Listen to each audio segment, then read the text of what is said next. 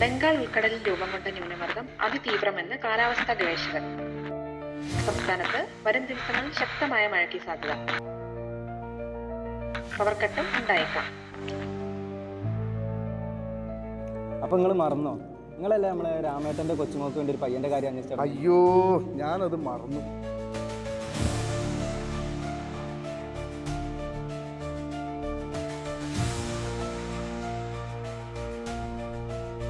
ഇപ്പോൾ കിട്ടിയ വാർത്ത. കോഴിക്കോട് ഈസ്റ്റിൽ ക്ലൗൺസ് ഹൈഡ് ഔട്ട് ബിൽഡിംഗിന് സമീപം ഒരു ദിവസം പഴക്കമുള്ള സ്ത്രീയുടെ മൃതദേഹം കണ്ടെടുത്തു.